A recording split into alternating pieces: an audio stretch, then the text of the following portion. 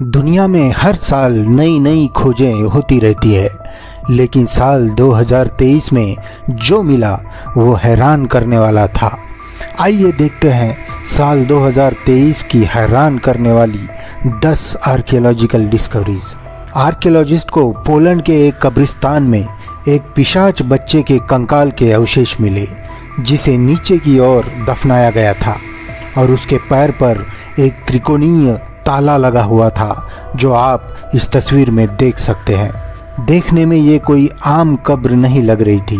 ये अवशेष पिशाच विरोधी दफनाने की तकनीकों के प्रमाण हैं, जिनका उपयोग 14वीं शताब्दी से पूरे यूरोप में किया जाता था। जादू टोना और पिशाच की किंवदंतियों की यूरोप में इस समय भरमार थी। इस कब्र ने तो सभी को हिला दिया। इस साल की शुरुआत में स्लोवाकिया में क्षत विक्षत कंकालों से भरी 7000 साल पुरानी कब्र की खोज की गई थी, और जब ये कंकाल दिखने शुरू हुए तो सबकी आंखें फटी की फटी रह गई। इसमें पुरातत्वविदों को 38 लोगों के अवशेष मिले थे, जिनमें से एक बच्चे को छोड़कर सभी के सिर नहीं थे। ये वही दौर है जब भारत में पूर्व हड़प्पा संस्कृति की शुरुआत हुई थी। आपके सामने जो तस्वीर दिख रही है, ये दुनिया की इकलौती तस्वीरों में से एक है।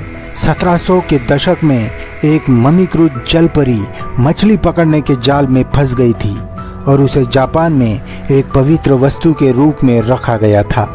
तब दुनिया में जलपरी मिलने का यह पहला मामला था। हालांकि तब तक इसके बारे में ज़्यादा जानकारी नहीं थी। शोधकर्ताओं ने हाल ही में पता लगाया कि यह रहस्यमयी कलाकृति हड्डियों, पफरफिश की खाल और जानवरों के बालों से बना एक विचित्र ताबीज था, जिसका उद्देश्य मालिक को लंबी उम्र देना था। चीज चाहे कोई भी हो, लेकिन रहस्य अभी भी बना हुआ है। यह तस्वीर जादू टोना की एक और दिलचस्प मिसाल है। पुरातत्वविदों को एक रोमन दफन स्थल के पास मुड़ी हुई कीले, चूना और ईंटें मिली। उनका मानना है कि मृतकों की आत्मा को कब्र में दबाकर बेचैन मृतकों को जीवन में हस्तक्षेप करने से रोकने के लिए जादू टोना किया गया होगा।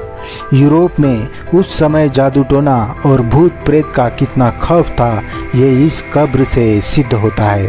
अब ये कब्र कोई आम कब्र नहीं, ये चोरों की कब्र है।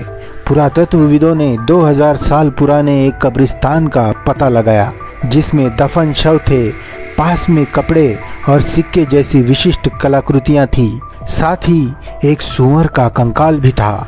इन चीजों से शायद उनके चोर होने का सबूत ना मिले, लेकिन कई शवों के मुंह में सिक्के थे, जो संभवतः अंडरवर्ल्ड के नाविक चोरों को भुगतान के रूप में दिए गए थे।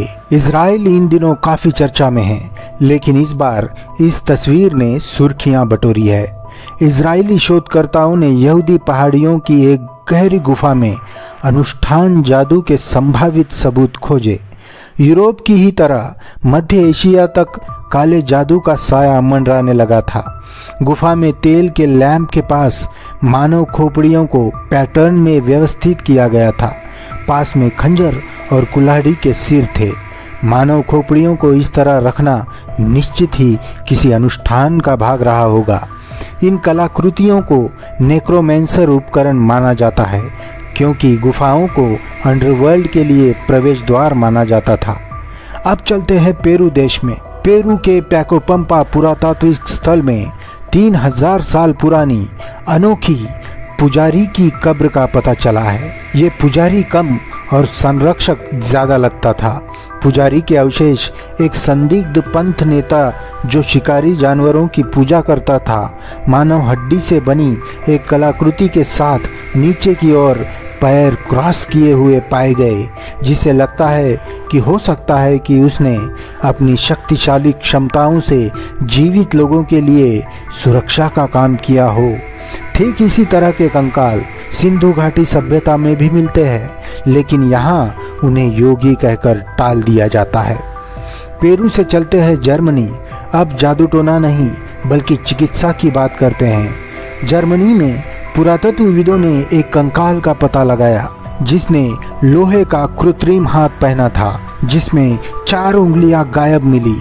ऐसा माना जाता है कि ये लगभग 600 साल पुराना है। इस खोज ने उस समय की उन्नत चिकित्सा क्षमताओं की एक झलक पेश की। निश्चित ही कृत्रिम हाथ वाला यह शख्स काफी अमीर होगा। इस तस्वीर में एक मम्मी दिखाई दे रही है। पेरू में शोधकर्ताओं को एक दफन मम्मी मिली जो 1 सहस्त्राब्दी पुरानी हो सकती है। हालांकि मम्मी बनाने की प्रक्रिया प्राचीन समय से ही शुरू थी। इस अवशेष के पूरे सिर पर लंबे भूरे बाल थे जो एक उतली कब्र में पाए गए जो दाईं ओर बैठी हुई थी और प्राचीन कलाकृतियों के साथ दबी हुई थी। यह आखिरी तस्वीर काफी दिलचस्प है। ये उस समय के प्रतिष्ठित व्यक्तियों की कब्र है। पुरातत्वविदों को मिस्र के एक प्राचीन कब्रिस्तान में बुक ऑफ द डेड की एक प्रति मिली जो उच्च पदस्थ अधिकारियों की मम्मियों के साथ मिली थी। बुक ऑफ द डेड का उपयोग मिस्र के पुजारियों द्वारा मृतकों को मृत्यु के बाद के जीवन का मार्गदर्शन करने के लिए किया जाता था। दुनिया के हर प्राचीन सभ्यता में मृत्यु के बाद के जीवन में विश्वास किया जाता था। मिलते हैं अगले वीडियो में। धन्यवाद।